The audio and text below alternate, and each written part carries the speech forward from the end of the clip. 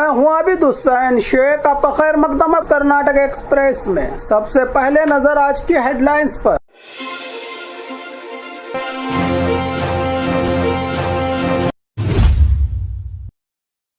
किसी भी हकदार वोटर का नाम वोटर लिस्ट से न हटे, एसआईआर पर बवाल। इलेक्शन कमीशन ऑफिस के बाहर जागरूकता कर्नाटका का एहतजाज, कई कारकुन गिरफ्तार।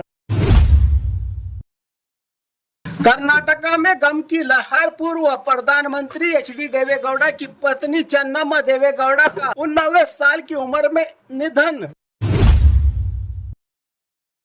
रिटायरमेंट से 15 दिन पहले जेल। केआरआईडीएल के एग्जीक्यूटिव इंजीनियर पर 63 करोड़ घोटाले का संगीन इल्जाम। धारवाड़ में रहस्यमय बुखार का खौफ, 40 स्कूल बच्चे बीमार, हेल्थ डिपार्टमेंट अलर्ट। दिल को झंझोड़ देने वाली तस्वीर, गरीबी ने बुजुर्ग किसान पति और पत्नी को खुद हल चलाने पर कर दिया मजबूर। बिना बारिश के सूखे का इफेक्ट, विजयनगर से 35,000 से ज्यादा लंबानी परिवारों का पलायन। सुप्रीम कोर्ट का बड़ा फैसला, वोटर लिस्ट से नाम हटना सिटीजनशिप नागरिकता खत्म होने का सबूत नहीं। सरकारी हॉस्पिटल में डिलीवरी के लिए रुपयों की मांग का आरोप, 10,000 रिश्वत का मामला अब चर्चा में। नाबालिग लड़कियों की प्रेगनेंसी के बढ़ते मामले, district child protection unit officer Prakash ने जताई चिंता। कर्नाटका में शराब की खपत पर चिंता, हार्ड लिक्वर सेल में बढ़ोतरी, सालाना 51,000 करोड़ का सामाजिक नुकसान। खबरें विस्तार से।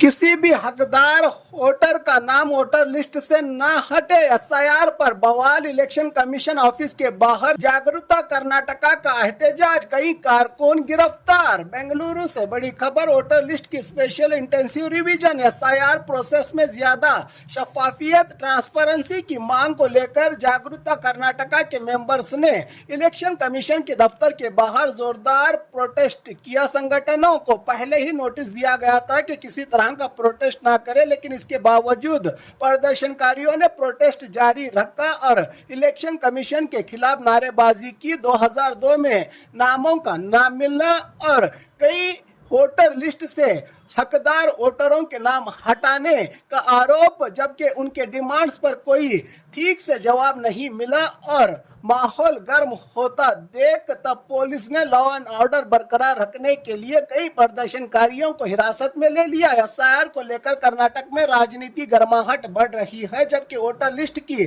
शफाफियत ट्रांसपेरेंसी को लेकर भी बहस तेज हो गई है।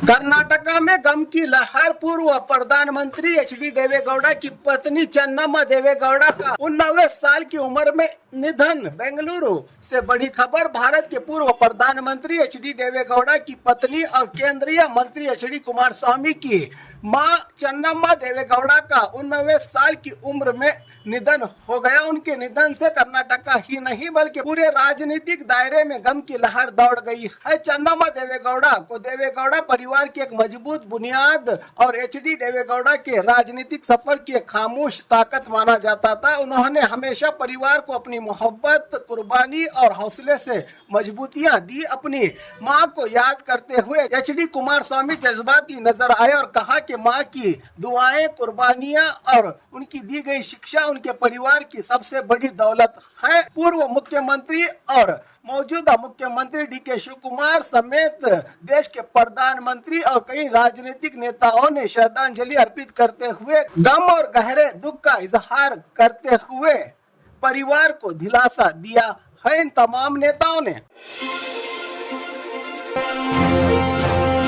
रिटायरमेंट से 15 दिन पहले जेल। केआरआईडीएल के एग्जीक्यूटिव इंजीनियर पर 63 करोड़ घोटाले का संगीन इल्जाम। बेंगलुरु से Karnataka rural infrastructure development limited KRIDL के एक एग्जीक्यूटिव इंजीनियर को रिटायरमेंट से सिर्फ 15 दिन पहले गिरफ्तार किए जाने का मामला अब सुर्खियों में है। उन पर 339 प्रोजेक्ट्स के नाम पर करीब 63 करोड़ के घोटाले और नकली जीएसटी बिल के जरिए सरकारी खजाने को नुकसान पहुंचाने के संगीन आरोप लगे हैं। जांच एजेंसियों का आरोप है कि कई कामों को बिना पूरा किए ही फर्जी नकली बिल्स और डॉक्यूमेंट्स तैयार कर पेमेंट हासिल की गई। इस मामले में एक ठेकेदार की भी भूमिका की जांच की जा रही है। घोटाला कोप्पल जिला के कई प्रोजेक्ट से जुड़ा बताया जा रहा है। फिलहाल मामला जांच के दायरे में है। अगर आरोप साबित होते हैं तो यह कर्नाटका के बुनियादी ढांचे से जुड़े सबसे बड़े भ्रष्टाचार के मामलों में से एक माना जा सकता है।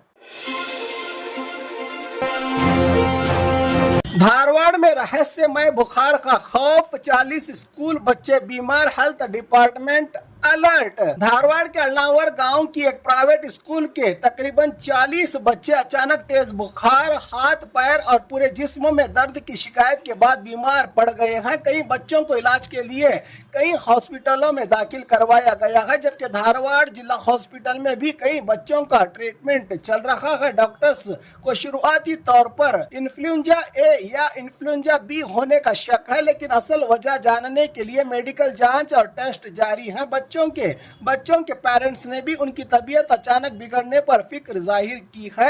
हेल्थ डिपार्टमेंट ने हालात पर नजर रखते हुए लोगों से अपील की है कि बुखार या किसी तरह के सिम्टम्स नजर आने पर फौरन डॉक्टर से राबता करें और खुद से दवा लेने से बचे का संदेश रवाना किया है।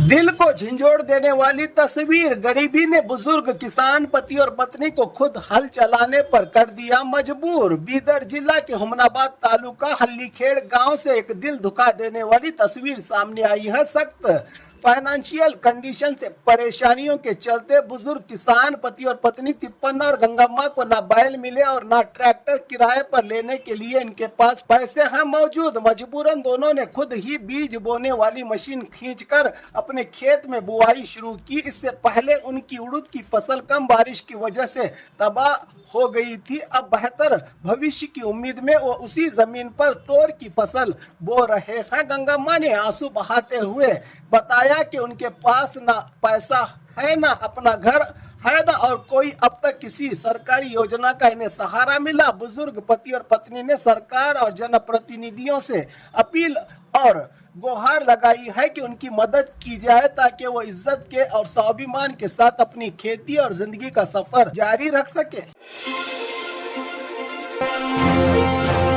बिना बारिश के सूखे का इफेक्ट, विजयनगर से 35,000 से ज्यादा लंबानी परिवारों का पलायन, 10,000 बच्चों की शिक्षा पर संकट। विजयनगर कमजोर मानसून और सूखे जैसे हालात ने कर्नाटका के विजयनगर, बल्लारी और कोप्पल के लंबानी तांडव में जिंदगी मुश्किल कर दी है। रोजगार और खेती की कमी के चलते 35,000 से ज्यादा परिवार अपना गांव छोड़कर बेंगलुरु, मैसूरू, मंडिया, हुब्बಳ್ಳಿ, तमिलनाडु और आंध्र प्रदेश की तरफ रोजगार की तलाश में पलायन कर रहे हैं। इस पलायन का सबसे बड़ा इफेक्ट बच्चों की शिक्षा पर पड़ा है। अंदाजा है कि 10,000 से ज्यादा बच्चे पढ़ाई से वंचित होने की कगार पर हैं, क्योंकि माँ बाप उन्हें साथ लेकर दूसरे शहरों का रुख कर रहे हैं। बारिश ना होने से परेशान, सूखे से बंजर पड़ती जमीनों का नजारा देखकर गांव में न बारिश, न फसल और न ही रोजगार। ऐसे में हजारों परिवार बेहतर जिंदगी की उम्मीद लेकर अपनी जन्म भूमि छोड़ने पर मजबूर हैं। अब लोगों की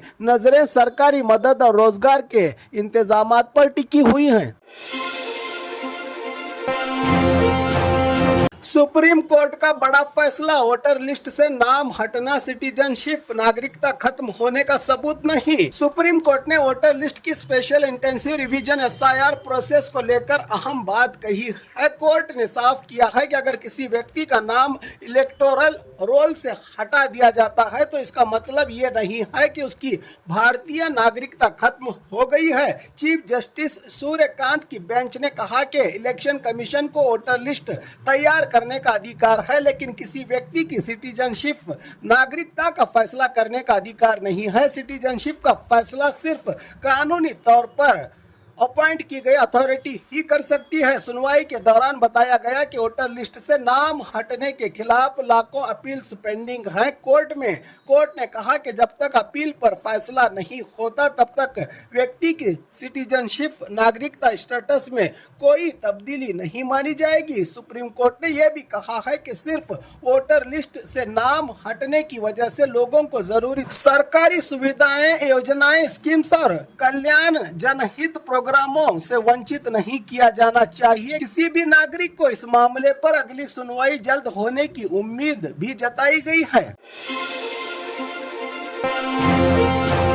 सरकारी हॉस्पिटल में डिलीवरी के लिए रुपयों की मांग का आरोप, 10,000 रिश्वत का मामला अब चर्चा में। बेंगलुरु के देवनहल्ली सरकारी हॉस्पिटल में डिलीवरी के लिए रुपये मांगने का एक संगीन आरोप सामने आया है, जिसके बाद पब्लिक हेल्थ केयर सिस्टम में ट्रांसपेरेंसी और जिम्मेदारी को लेकर सवाल उठने लगे हैं। आरोप है कि एक परिवार से देवनहल्ली के मदर एंड चाइल्ड हॉस्पिटल में डिलीवरी के सर्विस के लिए 10,000 रुपयों की मांग की गई, जबकि सरकारी हॉस्पिटल में यह सेवा फ्री दी जाती है। मामला सामने आने के बाद हेल्थ डिपार्टमेंट ने जांच और कार्रवाई की मांग तेज हो गई है। अगर जांच में आरोप सच साबित होते हैं तो जिम्मेदार लोगों के खिलाफ सख्त कार्रवाई हो सकती है। फिलहाल मामला जांच के दायरे में है और हकीकत का पता आधिकारिक जांच के बाद ही पता चलेगा। गरीब और जरूरतमंद लोगों के लिए सरकारी हॉस्पिटल भरोसे की जगह होती है, इसलिए ऐसे आरोपों पर सख्त नजर और जवाबदेही जरूरी है। नाबालिग लड़कियों की प्रेगनेंसी के बढ़ते मामले, district child protection unit officer Prakash ने जताई चिंता। हुबली धारवाड़ में नाबालिग लड़कियों के प्रेगनेंसी के बढ़ते मामलों ने समाज और प्रशासन की चिंता बढ़ा दी है। RCS पोर्टल के मुताबिक पिछले 3 सालों में 1,691 नाबालिग लड़कियां गर्भवती हुई है। एक चौंकाने वाली जानकारी डिस्ट्रिक्ट चाइल्ड प्रोटेक्शन यूनिट के ऑफिसर प्रकाश इन्होंने देते हुए बताया कि ज्यादातर मामले 14 से 18 साल की उम्र की लड़कियों से जुड़े बताए जा रहे हैं। पुलिस के मुताबिक कुछ मामलों में शादी का झूठा वादा करके या गलत तरीके से लड़कियों का शोषण किए जाने के आरोप भी सामने आए हैं। हाल ही में हुबली में भी ऐसे 2 अलग अलग मामले सामने आए, जहां पुलिस ने कार्रवाई करते हुए नाबालिग पीड़ित लड़कियों को सुरक्षा दी और मेडिकल मदद के लिए किम्स हॉस्पिटल के 1 स्टॉप सेंटर में दाखिल करवाया। ये आंकड़े बच्चों की सुरक्षा, जागरूकता और सख्त कानूनी कार्रवाई की जरूरत को एक बार फिर सामने ला रहे हैं समाज में।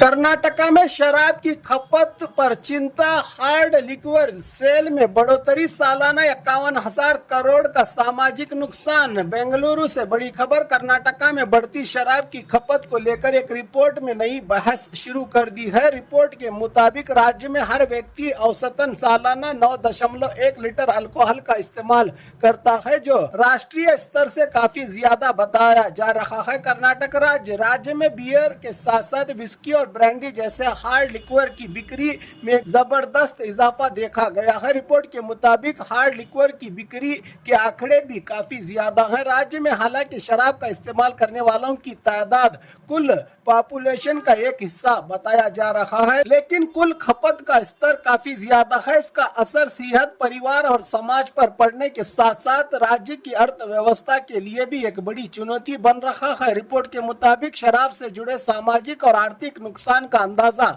लगभग 51,000 करोड़ सालाना बताया जा रहा है। सरकार को टैक्स आमदनी मिलती है, लेकिन शराब के बढ़ते इस्तेमाल के नतीजे एक बड़ी फिक्र और चिंता का सबब बने हुए हैं राज्य में और समाज में।